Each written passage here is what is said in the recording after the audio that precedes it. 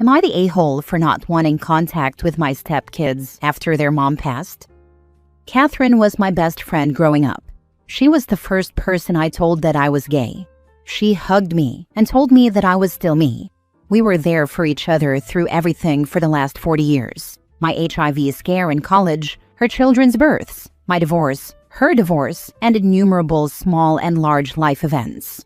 We got married to each other because we deeply loved each other and because she needed health insurance. Her grown children, whom I have known literally since birth, didn't approve. We tried talking to them, but they wouldn't listen. We eventually agreed that it would be best if I distanced myself from the kids.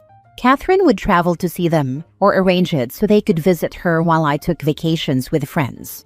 Catherine went through her savings in the last years of her life, and I supported her completely. I didn't once ask where the money I gave her went. I paid for her trips to see her kids because she needed that. I paid for gifts she sent her kids and grandkids. It's just money, and I have more than I will spend in this lifetime. Catherine passed in October. All she left her children were sentimental items, pictures, old souvenirs, that sort of thing. She had no money. Her kids were disappointed but seemed to understand. Then just after Thanksgiving, they contacted me to ask how they were going to get their gifts. Last year, I rented a ski chalet in Montana for the family. I also paid for 2 days of cat skiing. I did not spend that holiday with them, but it was the last time I saw all her children and grandchildren together. I told them that their mother hadn't left them anything for Christmas this year. They were upset because they thought they were getting another trip to memorialize her, I guess. I told them that I was going away for the holidays by myself to spend time with my friends, and that's what I did. We spent 2 weeks in Morocco, and I mourned my friend. I didn't look at my phone the entire time we were there. I still take pictures with my Nikon SLR, so I didn't even use my phone for that. I finally turned on my phone on our way to the airport, and it was full of notifications and messages from her kids, most quite impolite. I messaged each kid, told them I didn't want to hear from them again, and then I blocked them. It felt like cutting off a limb. I love those kids, but they spent the last 5 years treating me like nothing, and now they want my money? I'm just done. Their father contacted me and said I was being petty and vindictive. He said that the least I could do was give them whatever my wife left me. I laughed. If I didn't have a great career and excellent insurance, all she would have left me was debt. So they are all young adults, some with children of their own. They have shown me that they do not want me in their lives. Am I wrong for agreeing and taking actions to make it so? Now for the top comments. Not the a-hole. They don't want a relationship with you. They only want your money. Good riddance. You owe them nothing. They want a relationship with OP's bank account. You are not the a-hole, and I am sorry for the loss of your friend. Glad you could be there for each other. Thank you. She was an amazing person, and honestly, probably the love of my life. Just not my type. You sound like a very genuine person, and I'm very sorry for your loss. The story makes me want to hug everyone I'm close to. Those kids don't deserve you with how they treated you. Not the a-hole. No reason to lose sleep over people who treated you like crap and want to use you for your money. They're grown adults, not angsty teenagers. They are young adults. I don't know why our relationships went wrong. Do they know she didn't have money? No, it wasn't their business. While it may not directly be, there may also be a bunch of missing information that allowed them to fill in the gaps with their own assumptions. How you want to proceed, out of what love you had for them or your own peace, dictates how you move forward. Look, y'all, I paid for everything. Vacations, presents, hospital bills, for the entirety of our marriage. She gave you what she had, because that is all she had. Please do not contact me again, as there is no more blood from this stone. Yeah, they seem to be under the illusion their mom had money and left it to OP. I'd be clear with them that OP funded their holidays for years as Catherine couldn't afford them, and there was no money to be inherited. Make it clear the well is dry, and hopefully they'll give up. Next story. Am I the a-hole for not treating my stepdaughter like my daughter because I'm not her dad? I got married to my wife back in February. We both have one teen daughter each from our previous relationships, and we have 50-50 custody of both of them. We have them during the same week, so one week we have 2 teens, and the next is just the 2 of us, which is nice. We have had a couple of issues so far with parenting our kids. Multiple times now, when I try to parent my stepdaughter, my wife comes in screaming that I'm not her dad, so I don't get to punish her. The last time this happened was a few weeks ago. She just got her license a few months ago, and one night she snuck out with my car while we were all sleeping and crashed into a railing. The front bumper was falling off, and the entire passenger side was scratched and dented. I'm not from the US, but it stayed 5 days in the shop and cost the equivalent of over $2,500. I was freaking pissed. Again, her mom defended her, saying I'm not her dad. I said, you know what? Fine, I'm not her dad. So this year for Christmas, I got my actual daughter a whole load of Christmas gifts and not a single thing for her. Both she and her mom were pissed and hurt. She asked me why I did that, and I told her that she's not my daughter, and she already cost me over $2,000, so she's not getting anything from me. Now they're both pissed, and my wife isn't even sleeping in our bedroom. Am I in the wrong in just being petty, or was I justified here? Not the a-hole. Do not have children with her. I anticipate a divorce soon. Probably yeah. OP, you don't have a stepdaughter problem. You have a wife problem, but you're choosing to make it about the daughter. Why did you two get married in the first place and combine families, if you're not actually going to combine families? It sounds like you and your wife are married and your kids are stuck in the middle and being divided. Your wife is the one teaching her kid that her behavior is okay. You take your issues up with your wife. She's the colossal a-hole here. If his stepdaughter is stealing and damaging his property, then he has a stepdaughter problem as well as a wife problem. Don't minimize her actions here. I really don't understand why people get married if they aren't willing to combine their families and parenting efforts.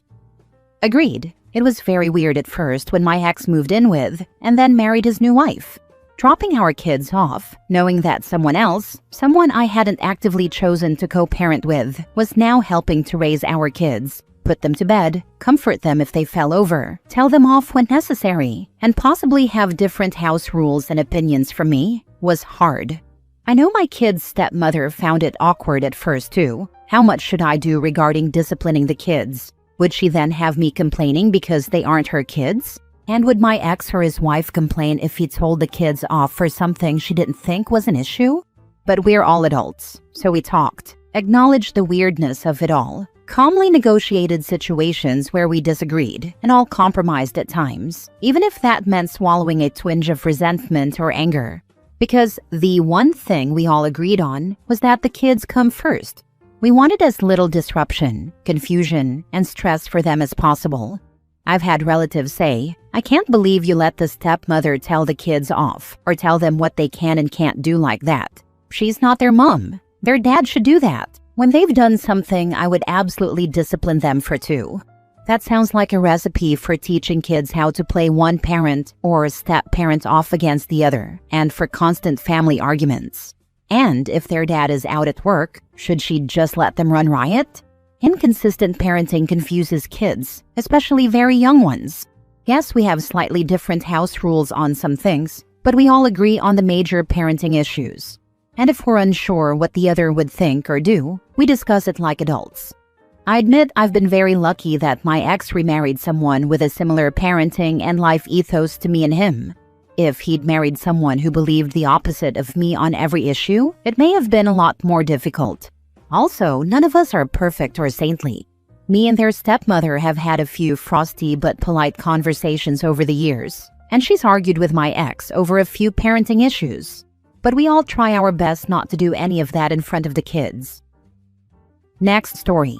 Am I the a-hole for saying that my ex-in-laws need to unblock my number while they have my children, if they want to take them anywhere? I, 35 female, separated from my partner, 42 male, almost 2 years ago.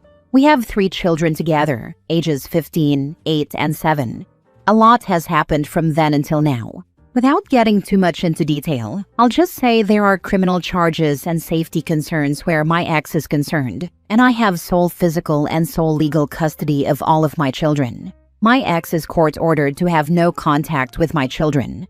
The problem arises because his family wants to have relationships with my children, which is fine as long as they respect me as the parent. However, that is not what happens.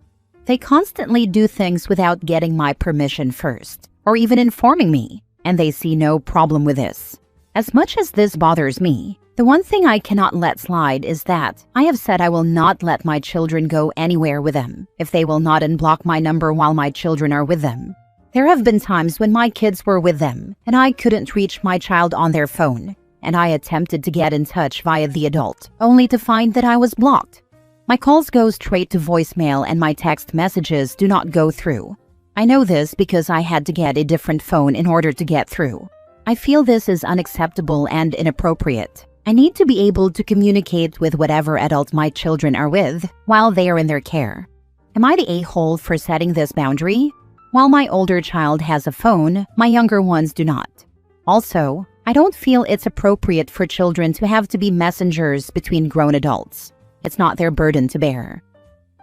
Stop letting them have your children, period. You are not nearly going far enough. I was court-ordered to allow them visitation. I tried to bar them from having contact, but the judge wasn't having it. They are still ordering me to go to mediation, even though he cannot have contact. It makes no sense, but they tell me I have to follow court orders. Visitation doesn't necessarily mean they get to take your children out of your sight. If they want to visit your children, they can come and see them at McDonald's. You can even sit at a different table, but the point is that you're there and supervising, and the grandparents can't take your children anywhere without you knowing about it. If the grandparents try sneaking their son in to meet the kids, you can witness it and call the police for violation of the court order. What does your older child say about this? Do they want to see their grandparents? Do they tell you where the grandparents are taking them? Do the grandparents tell the teen to turn off their phone? I have sole physical and sole legal, but the judge had court ordered that I allow visitation. I fought for supervised visitation, but the judge said that if there were any issues, then we'd go to supervised visitation. It's very frustrating because I do not have money for an attorney, as I am financially supporting all my kids myself. He's court-ordered to pay child support, but doesn't pay. Sounds like you shouldn't let them have contact, because you can't guarantee they won't let him have contact. By the way, I do divorce law. Yes, that's been my stance. But we got forwarded to family law, and that judge ordered that I allow visitation with his family. But that same judge also ordered visitation with him, and then the criminal court placed protection orders to prevent that. There isn't another family law judge where I live. It's very rural. Then your attorney needs to go back to that judge and tell him that his family is putting your children at risk by doing things with them without your permission and by refusing to answer your phone calls or text messages while they have your children, which is completely unacceptable. Last story. Am I the a-hole for telling my father's girlfriend that not everyone has to find her attractive? I, 18 female, have been living abroad for 2 years now at a boarding school, where I met my now boyfriend, 19 male. We have been together for 10 months and currently live in the States. I'm from Eastern Europe and go back home for the summer, spring break, and winter break. My boyfriend's family doesn't really celebrate Christmas, so I decided to have him come with me to my home country. My parents have been divorced since I was a young teen, when my dad, 44 male, cheated on my mom with his now girlfriend, 28 female. It's a very stereotypical relationship. The older rich guy with a hot young woman. She has had a lot of work done, Botox, lifts, long thick eyelashes, heavy makeup, etc., which many men here find attractive as it fits the beauty standard. My father always jokes about how all men want her, and how women want to be her, which makes me uncomfortable most of the time. In that house, I'm seen more as a smart woman rather than a beautiful one, because that title is already taken. Generally, I don't think I'm hideous. I'm just taller and not as thin as she is, which makes me uglier in their opinion. Anyway, our plane landed on the 23rd, but we stayed with my mom until Christmas, when we went to my dad's house. There, I introduced my boyfriend to everyone, including my dad's girlfriend, who was dressed in a skin-tight leather dress. Throughout the night, she kept sitting next to him, occasionally grazing his arm and talking to him whenever she could in English. Then, when she got a bit tipsy, She told me that I should be careful to hold my boyfriend back because a lot of men tend to fall for her. This was followed by some other jokes made by my dad as well, where they were overall insinuating that she could steal my boyfriend at any time because she is more attractive than me. I finally had enough of her nonsense and told her, in our native language, that she should stop thinking everyone wants to bang her and her plastic face. My father then yelled at me and told me I had no right to say such things, but before he could do anything else, I took my boyfriend's arm and left. Most of my family thinks I overreacted over a joke, but none of them know how I feel about jokes like these. My boyfriend said I had every right to say that, and so did my mom. I do not want to apologize to anyone, as I have always been the one to apologize to them. But I also didn't want to ruin Christmas night. Am I the a-hole? Edit. She is his girlfriend, not his wife. I do not have a stepmom. I only have one mother. And you're not going to apologize. You did nothing wrong. Your dad is a sick fool for doing this to your mom and for even comparing your appearance to his girlfriend. I'm so sorry. Let's not forget the fact that OP's boyfriend was sexually harassed the entire time he was there. There is nothing wrong with calling out a harasser and leaving. Not the a-hole, and thank you to OP for doing the right thing. I even believe OP could have escalated far earlier and more strongly to protect her boyfriend from this harassment, and she would still be not the a-hole. Why do you have a relationship with someone like that? Him being your dad doesn't negate the fact that he's a creep, and that apparently both him and his girlfriend are pervs focused on nothing but sex appeal. Not the a-hole. Go no contact and live a good life. I studied a lot to go to a boarding school, which is pretty expensive, and want to go to a good college too, which will probably be expensive as well. Honestly, I could use the money.